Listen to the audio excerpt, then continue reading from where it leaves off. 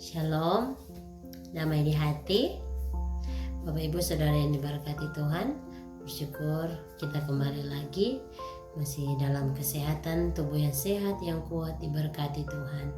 Dan Bapak Ibu Saudara yang diberkati Tuhan, kita akan membaca bahkan merenungkan firman Tuhan dalam pembacaan kita di minggu yang akan kita lalui sebagai warga gereja Masehi Injili di Minahasa dalam Keluaran 20 ayat 1 hingga ayat yang ke-17. Sebelum kita membaca bahkan merenungkannya, mari kita berdoa. Allah Bapa yang bertata dalam kerajaan surga, kami bersyukur kepadamu karena tuntunan kasih sayang Tuhan sehingga kami boleh menapaki minggu pertama di bulan November ini Bapa. Kiranya Tuhan memberkati kehidupan kami, memberkati firman-Mu yang akan kami baca bahkan merenungkannya. Berfirmanlah kepada kami Tuhan Yesus, kami karena sudah siap dan rindu untuk mendengarkannya. Ampun setiap salah bahkan dosa kami. Amin. Lembaga Alkitab Indonesia memberi judul ke-10 firman. Demikian firman Tuhan. Lalu Allah mengucapkan segala firman ini, Akulah Tuhan Allahmu yang membawa engkau keluar dari tanah Mesir, dari tempat perbudakan. Jangan ada padamu Allah lain di hadapanku. Jangan membuat bagimu patung yang menyerupai apapun yang ada di langit di atas, atau yang ada di bumi di bawah, atau yang ada di dalam air di bawah bumi. Jangan sujud menyembah kepadanya atau beribadah kepadanya, sebab aku Tuhan Allahmu adalah Allah yang cemburu, yang membalaskan kesalahan bapa kepada anak-anaknya, kepada keturunan dan yang ketiga dan keempat dari orang-orang yang membenci aku.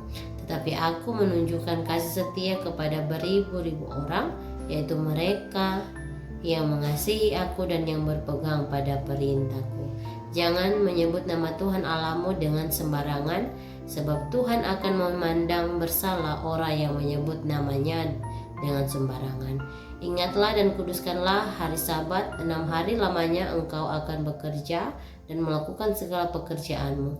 Tetapi hari ke-7 adalah hari Sabat Tuhan Allahmu. Maka jangan melakukan sesuatu pekerjaan engkau atau anakmu laki-laki atau anakmu perempuan, atau hambamu laki-laki atau hambamu perempuan, atau hewanmu atau orang asing yang ada di tempat kediamanmu. Sebab 6 hari lamanya Tuhan menjadikan langit dan bumi, laut dan segala isinya. Dan ia berhenti pada hari ke-7, itulah sebabnya Tuhan memberkati hari Sabat dan menguduskannya. Hormatilah ayahmu dan ibumu, supaya lanjut umurmu di tanah yang diberikan Tuhan Allahmu kepadamu. Jangan membunuh, jangan berzina, jangan mencuri, jangan mengucap saksi dusta tentang sesamamu, jangan mengingini rumah sesamamu, jangan mengingini istrinya, atau hambanya laki-laki, atau hambanya perempuan, atau lembunya, atau keledainya, atau apapun yang dipunyai sesamamu. Shalom, damai di hati. Bapak Ibu Saudara yang diberkati Tuhan, tema di minggu yang akan kita lalui ini firman Tuhan, pedoman kehidupan. Kata pedoman tentu orang tahu bersama memiliki pengertian alat untuk menunjuk atau arah atau tujuan. Pengertian lainnya adalah sebagai kumpulan ketentuan dasar atau pokok tertentu untuk memberi arah sesuatu harus dilakukan. Dalam kehidupan kita, pedoman adalah landasan untuk kita agar tidak salah arah atau menapaki kehidupan kita. Sama dengan kalau orang melakukan perjalanan, pasti ada kompas atau sekarang yang biasa maps. Selalu salah jalan, orang pasti tersesat. Sebagai orang Kristen, Alkitab diimani sebagai firman Tuhan, merupakan pedoman bagi segenap umat yang percaya kepada Yesus Kristus sebagai Tuhan dan Juru Selamat dunia. Alkitab mengajar bahwa gereja telah menerima kasih karunia sebagai anugerah pemberian Kristus.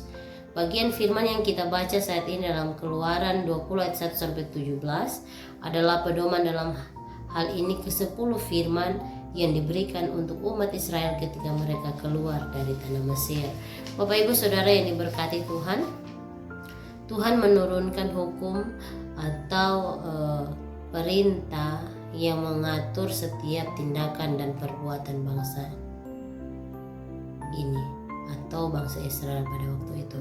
Taurat dalam bahasa Ibrani disebut Torah, yaitu firman, makanya disebut ke-10 firman.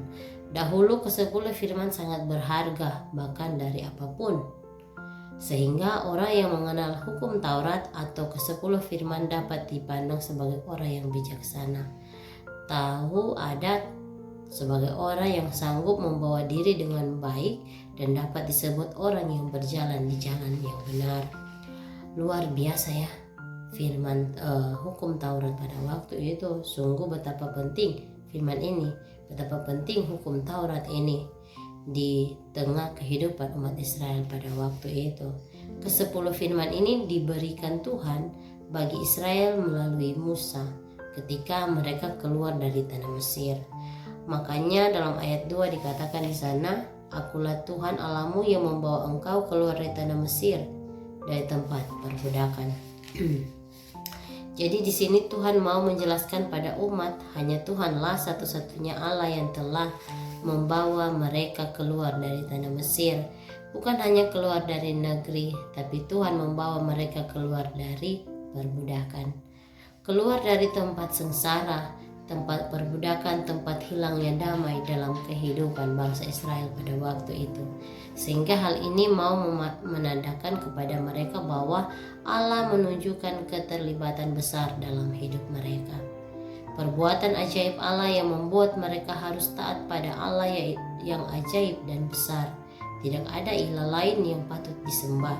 Karena itu saudaraku, jika kita keluar dari penderitaan itu, bukan karena kita, semua karena Tuhan yang telah memberkati kehidupan kita.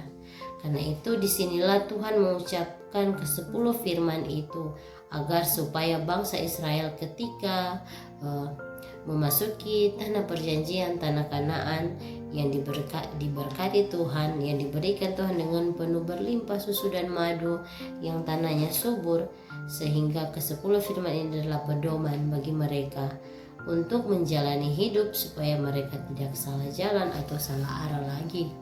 Saudara-saudara yang diberkati Tuhan, jadi pertanyaan bagi kita, apakah ke-10 firman ini hanya sampai kita baca saja? Tentu kalau mau tanya ini kira-kira orang so hafal atau enggak, pasti orang hafal sebagai orang yang percaya kepada Tuhan. Kita pasti menghafal ke-10 firman ini. Dari ke-10 firman ini dikatakan dalam ayat 3-8 sangat jelas, dikatakan di sana, "Janganlah padamu Allah lain di hadapanku, jangan bagimu patung dan yang berupa apapun, jangan menyebut nama Tuhan Allahmu dengan sembarangan, ingat dan kuduskanlah hari Sabat." Nah, saudaraku, hukum ini adalah atau firman ini mau berbicara bagaimana relasi antara umat dengan Allah. Hubungan yang vertikal, tegak lurus. Tapi hukum yang ke-5-10 mau berbicara tentang hukum yang horizontal, yang datar. Sehingga 4 hukum ini menunjuk sebagai bagaimana umat bersikap kepada Tuhan Allah. Jangan ada Allah lain di hadapanmu dan sebagainya. Hukum ini menunjukkan relasi umat dengan Tuhan, mau mengingatkan mereka apa yang Tuhan mau dan apa yang Tuhan larang untuk dilakukan. Bapak Ibu saudara-saudara yang diberkati Tuhan, jadi kalau bilang jangan ada Allah lain di hadapanku, jangan perintah yang mutlak yang harus orang ikut. Kata jangan ini Tuhan bilang jangan orang lakukan, titik. Nggak ada tawar-tawar dan Tuhan boleh nggak cuma mau coba-coba, nggak ada demikian. Jangan bikin patung formotor sembah, jangan menyebut Tuhan dengan sembarangan. Karena Tuhan melakukan janji telah iyo kak, demi Tuhan tanya obekin, demi Tuhan kita mau begini, nanti kalau kita mau ganti demi Tuhan begini. Jangan demikian. Pada masa itu untuk menyebut nama Allah saja atau Yahweh itu tidak sembarangan, sesuatu yang sangat kudus, sehingga mereka mengganti dengan Adonai. Tentu dan dikatakan di sana, ingatlah dan kuduskanlah hari Sabat. Saudara-saudara yang diberkati Tuhan, dalam hukum keempat ini adalah sebuah peringatan atau perintah agar supaya umat mengingat hari Sabat Tuhan. Firman Tuhan katakan bahwa dalam ayat 8, ingatlah dan kuduskanlah hari Sabat. Banyak orang juga lupa Tuhan hari, lupa hari Sabat Tuhan. Hari Sabat adalah hari berhenti dari setiap pekerjaan kita, segala sesuatu tugas dan tanggung jawab yang Tuhan berikan dalam kehidupan kita. Harus terang pakai hari itu untuk memuji, membesarkan kebesaran nama Tuhan. Harus ada satu hari untuk Tuhan datang beribadah dan bersyukur untuk semua berkat yang Tuhan berikan dalam kehidupan kita. Tapi kadang orang lupa, tidak ingat hari Tuhan itu, hari ibadah, hari bersekutu dengan Tuhan. Firman Tuhan dikatakan dalam ayat 9 dan 10, 6 hari lamanya engkau akan bekerja dan melakukan segala sesuatu, tapi hari 7 adalah hari Sabat Tuhan Allahmu. Nah, Bapak Ibu saudara-saudara yang diberkati Tuhan, semua tidak terkecuali. Tuhan bilang hari yang ke-7 hari Sabat itu harus ada for Dia. Bukan berarti kita tidak melakukan apapun, tapi mau mengingatkan kita harus ada persekutuan dengan Tuhan. Kuduskan hari Sabat itu dan hormatilah. Dalam ayat selanjutnya dikatakan di sana, sebab 6 hari lamanya Tuhan menjadikan langit dan bumi, dan ia berhenti pada hari yang ke-7. Sedangkan Tuhan hari ke-7 dia berhenti melakukan segala penciptaannya di bumi ini. Artinya di sini Tuhan mau memberikan kesempatan kita melakukan segala sesuatu, pekerjaan, usaha kita, tanggung jawab kita, hal-hal yang tidak bisa kita tinggalkan. 6 hari lamanya kita bekerja dan melakukannya, melakukan tugas dan tanggung jawab. 1 hari untuk Tuhan masanya tidak ada. Tentu pasti orang sisipkan waktu 1 hari saja untuk memuji dan memuliakan kebesaran nama Tuhan. Hampir semua hari orang pakai dalam 1 minggu ini orang pakai. Masa Tuhan cuma minta 1 hari pun orang tidak mampu untuk memberikannya. Saatnya tidak ada pekerjaan, orang minta Tuhan kasih akan kerja apa kita supaya kita boleh menjadi berkat. Tapi saat Tuhan memberikan pekerjaan, orang minta apa Tuhan? Jangan sampai demikian, Bapak Ibu Saudara yang diberkati Tuhan. Suatu teguran bagi kita bahwa Tuhan sudah memberikan waktu bagi kita, dari kita sendiri yang harus tahu untuk mengatur waktu untuk Tuhan. Bapak Ibu Saudara yang diberkati Tuhan, dalam ayat selanjutnya ayat 12 dikatakan di sana, hormatilah ayahmu dan ibumu supaya lanjut memungut di tanah yang dijanjikan Tuhan. Saudara yang diberkati Tuhan, dari ke-10 firman ini, yang lain ini ada 8 berbicara tentang larangan, diawali dengan kata jangan. Tapi ada 2 hal yang tidak berbicara larangan, tapi sebuah peringatan bagi kita. Ayat 8 dan ayat yang ke-12. Hukum keempat dan hukum kelima. Dari semua hukum, ayat 12 hukum kelima ini yang mengandung janji Tuhan. Janji Tuhan sehingga siapapun kita, jika kita masih punya orang tua, mari sama-sama kita menghormati mereka. Siapapun yang lebih tua dari kita, walaupun kita sudah berstatus seperti orang tua, mari jika ada yang lebih usia yang lebih tinggi dari kita, kita harus menghormati mereka karena ada janji yang Tuhan berikan bagi kita. Setiap orang tua pasti ada kekurangan dan kelebihannya. Tidak semua orang tua menjadi baik dan mendidik baik bagi kehidupan kita. Semua punya versi masing-masing dalam mendidik anak-anaknya. Tentu apapun latar belakang, pekerjaan dan status kehidupan orang tua kita, tetap kita harus menghormati mereka. Tinggal dari kita yang menempatkan diri untuk menghormati orang tua kita. Menuntut banyak hal dalam hidup kita, tentu itu tidak mungkin. Hanya dari kita yang tahu menghargai dan mensyukuri akan semua yang diterima. Mungkin orang tua kita dalam kehidupan tidak dapat menjadi teladan dalam kehidupan kita. Tapi firman Tuhan katakan dalam ayat 12 itu, hormati ayah dan ibumu. Nyandak bilang di sini hormati ngapain ayah baik, ibu baik, nggak ada. Atau ngapain orang tua pejabat nggak harus mati. Ngapain orang tua yang bukan pejabat, yang tidak menjadi contoh teladan bagi kita, kontoran hormati. Tidak demikian. Bukan nanti orang tua pejabat baru terang menghormati, orang tua baik baru terang hormati.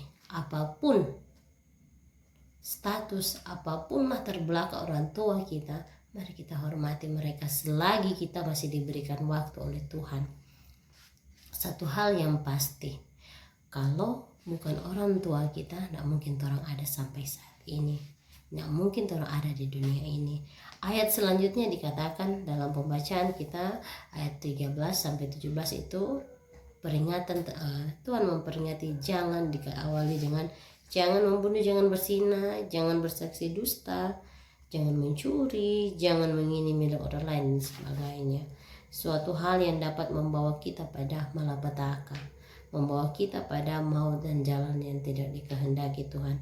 Apalagi jika kita mengingini hal-hal yang bukan milik dari kehidupan kita. Bapak Ibu saudara-saudara yang diberkati Tuhan, belajar menahan nafsu kita, belajar menahan keinginan daging kita, belajar mensyukuri atas apa yang kita miliki. Besar kecil milik kita semua adalah titipan Tuhan untuk kita nikmati di dunia ini. Belajar bersyukur dan menghargai apa yang sudah Tuhan berikan dalam hidup ini. Hargai setiap rumah tangga kita. Jangan mengingini istri atau suami orang. Jangan mengingini milik orang lain. Kalau ada orang dalam kelebihan, kontra aduh tak suka ini, tak ingin itu. Jangan demikian. Karena setiap kehidupan kita sebagai orang yang percaya, ada berkat-berkat tersendiri yang Tuhan berikan. Asalkan orang taat, orang setia melakukan apa yang Tuhan sampaikan. Dari pembacaan kita ke-10 firman, jangan lakukan apa yang Tuhan larang, lakukanlah apa yang Tuhan kehendaki dalam kehidupan kita, agar kekudusan dalam rumah tangga kita tetap terjalin dan terus diberkati Tuhan. Belajar dari firman Tuhan bahwa dalam hidup ini semua memiliki pedoman agar tidak salah arah. Firman Tuhan adalah pedoman hidup orang percaya. Lakukan dan peliharalah firman-Nya dalam kehidupan kita. Tuhan memberkati kita semua. Amin. Mari berdoa. Terima kasih untuk firman-Mu Bapa. Biarlah firman-Mu itu akan menjadi pedoman dalam kehidupan kami. Ini yang menjadi doa ungkapan syukur kami. Dalam nama Tuhan Yesus kami berdoa. Amin. Shalom. Damai di hati.